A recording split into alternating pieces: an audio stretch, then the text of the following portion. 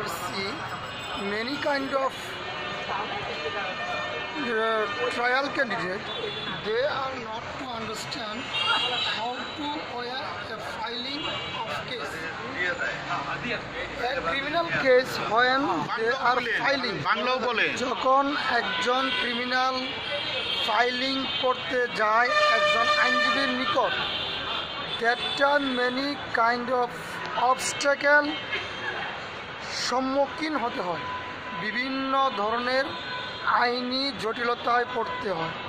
বিচারপ্রার্থীরা যেন সেই জটিলতায় না পড়ে তার জন্য একজন ভালো আইনজীবীর শরণাপন্ন হওয়া প্রয়োজন। প্রথমেই তাকে একজন আইনজীবীর কাছে যেতে হবে যে বিভিন্ন মামলার আলোকে in the light of varieties kind of law and factual matter include করতে হবে। তাকে রেলিভেন্ট ম্যাটার্স, তার বিষয়বস্তু ও আইনজীবীর সহিত আলোচনা করতে হবে। কনসিস্টেন্ট যে ব্যাপার সেগুলো আইনজীবীর সাথে বলতে হবে। বলার পরে সেই মামলাগুলো সে এখতিয়ার সম্পন্ন আদালতে সেই মামলা নির্দিষ্ট দিনে সেই মামলা ফাইলিং করা হয়। ফাইলিং করার পরে বিচারপ্রাপ্তি একটা ডেট অনারেবল কোর্ট একটা ফিক্সড করে, সেই ডেটে সেই মামলা তদন্তের জন্য আদালত সেটা নির্ধারণ করেন। এই জায়গায় আমরা দেখি বিভিন্ন সময় বিচারপ্রার্থী সঠিকভাবে তদন্ত কর্মকর্তার সাথে যোগাযোগ না করার কারণে তার এই মামলাটা সঠিকভাবে সঠিক তদন্তের ফলাফল আসে না। যদি তার তদন্তের ফলাফল তার পক্ষে আসে তাহলে আসামিকে বিভিন্নভাবে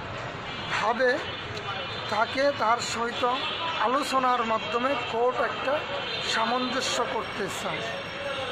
আসামির সাথে সম্পর্ক যদি বাদী এবং বিবাদীর সাথে ভালো সম্পর্ক হয়, কোর্ট কম্প্রোমাইজ করার চেষ্টা করে।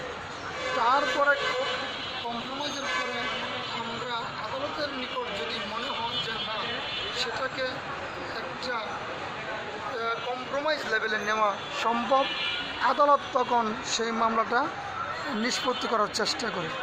আর যদি নিষ্পত্তি করার পর নিষ্পত্তি যদি না হয়, দুই পক্ষের মধ্যে যদি সেটা সম্ভবপর না হয়, অনারেবল কোর্ট তখন এক ট্রায়ালের ব্যবস্থা মানে বিচারের ব্যবস্থা রেডি ফর ট্রায়ালের ব্যবস্থা করে।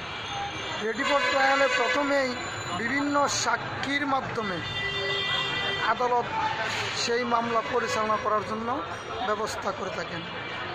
এখানে বলা প্রয়োজন, যদি একজন সাক্ষী নিরপেক্ষ থাকে, যে আই উইটনেস অথবা ওকুলার উইটনেস, যে মামলাটা সম্পর্কে অবগত, সেই রকম ব্যক্তি যদি আদালতে এসে আদালতের সামনে সত্য কথা বলে তারপরে সেই মামলায় বিচার কার্যক্রম সামনের দিকে প্রসিড হয়, আদালত প্রসিড করে। তারপরে আদালত কী করে, রাষ্ট্রপক্ষ আদালতে উৎসাহ করে কমপ্লেনেন্টকে তার বক্তব্য সঠিকভাবে প্রদান করার জন্য। সঠিকভাবে প্রদান করতে গেলে আইনজীবী সাহেব আইনের বিভিন্ন কেস রেফারেন্স, বিভিন্ন আইনের কনসিস্টেন্ট ম্যাটার এবং প্রডিউস ডকুমেন্ট করে থাকেন। তারপর বিচারের কার্যক্রমে সাক্ষ্য যখন নেওয়া হয়, তারপরে আদালত কী করেন, আসামি পক্ষের একটা 342 জন্য রাখেন, যাহাকে যুক্তিতর্ক হিসেবে আমরা মনে করি। আদালত যুক্তিতর্ক পর্যায়ে আদালত ওনাকে জিজ্ঞাসা করে। 342 তো যুক্তিতর্ক না, আসামির পরীক্ষা। হ্যাঁ, আসামি পরীক্ষার পরে যুক্তিতর্ক থাকে। আসামির পরীক্ষা করে কীভাবে, সেটা আদালতের একটা ফরম্যাট আছে, যাহার সেই ফরম্যাটে সে তার নাম সকল কিছু লিপিবদ্ধ করার পরে সে কি দিল কাকে সাক্ষী করবে সেটা অনারেবল কোর্টের সামনে উল্লেখ করার পরে আদালত তাকে তার সাক্ষী সঠিকভাবে গ্রহণ করার পর তার মতামত opinion according to evidence act 50 section অনুযায়ী নেওয়ার পর তিনি কি করেন, তিনি আদালত যুক্তিতর্কের জন্য রাখেন এভিডেন্স অ্যাক্টের 50 সেকশন মতামত, হ্যাঁ অপিনিয়ন, এবং 50 সেকশন নেওয়ার পরে আদালত সেটা আর্গুমেন্ট করেন। আর্গুমেন্ট হলো এই ক্রিমিনাল প্রসিডিউর কোড অনুযায়ী আর আর্গুমেন্ট অনুযায়ী। আর্গুমেন্টে প্রথমে বাদী পক্ষের কমপ্লেনের পক্ষে বিভিন্নভাবে সেটা যুক্তিতর্ক উপস্থাপন করেন on behalf of the complainant, এবং সেটা করার পরে দ্বিতীয় পর্যায়ে উনি আসামি পক্ষের আইনজীবী সেটাকে তার বিভিন্ন কেস রেফারেন্স, বিভিন্ন কনসিস্টেন্ট এবং প্রুভনেস ম্যাটার এবং নেওয়ার পরে আদালত সেটাকে উচ্চভাবে ক্রিমিনাল প্রসিডিউর কোড অনুযায়ী রায়ের জন্য রাখেন। রায়ের পর্যায়ে রাখার পরে আদালত সেই মামলার প্রসেসিংটা কী করে, রায়ের পর্যায়েও সে আদালত ক্লারিক্যাল মিস্টেকগুলো করতে পারেন রায়ের পর্যায়ে। তারপর রায় প্রকাশ করার পরে সে অতি দ্রুত সেটা আদালতে আপিল করার জন্য আইনজীবীকে বলবেন। যদি সেটা ডেথ সেন্টেন্স হয়ে থাকে তাহলে আদালত ওপেন কোর্টেই বলে দিবেন 366-এ যে আপনি আপিল করতে পারেন 7 দিনের মধ্যে। ইন দ্য মিনটাইম 366 সিআরপিসিতে উনি সেটা বলবেন, 366 সিআরপিসি অনুযায়ী সেটা ব্যবস্থা নেবেন।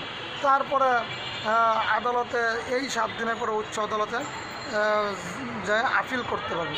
এভাবেই একটা ক্রিমিনাল মামলা রিভার্টিং ম্যাজিস্ট্রেট কোর্ট, জাজ কোর্ট অ্যান্ড অনারেবল হাইকোর্ট ডিভিশনে রিভার্টিং হয়। আমরা যদি আইনের সকল process step by step appropriately using capacity growth করতে পারি, আইনজীবীরা অবশ্যই বিচারপ্রার্থীরা অবশ্যই of course they are very good level to crouch up. We trust it, আমরা বিশ্বাস করি ইম্পর্টেন্সি যে আমাদের বিচারপ্রার্থীর জনগণ আমাদের কোর্টে আসার পর তারা সঠিকভাবে সঠিক পন্থায় তারা তাদের যে বিচারের সঠিকভাবে বিচার পেতে পারে। আর আমরা এতে আমাদের যে অনারেবল কোর্টে আমরা বিভিন্ন সেকশনের যে আইনজীবী, তারপরে আইনজীবী থাকে, পুলিশ থাকে, এবং কনসার্ন জিআরএ একজন সিএসআই, তার কোর্ট সাব ইন্সপেক্টর, তাদেরও অনেক ভূমিকা আমরা দেখতে পাই।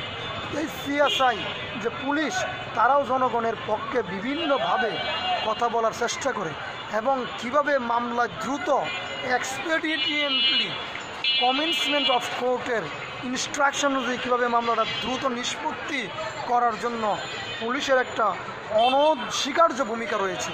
আমরা মনে করি আদালত জুডিশিয়ারি ভালো ইন্ডিপেন্ডেন্ট করার জন্য এই আমাদের আইনজীবী, পুলিশ এবং concern magistrate before honourable court যে ভূমিকা রাখে সেটা আরও উন্নত করার জন্য সবারই ওন রেসপন্সিবিলিটি ইনক্রিজ করতে হবে।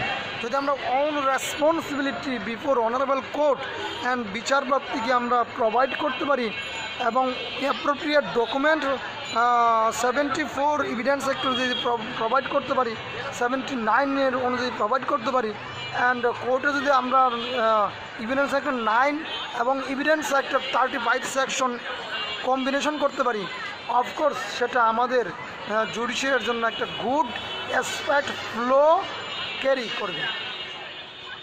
ধন্যবাদ সকলকে।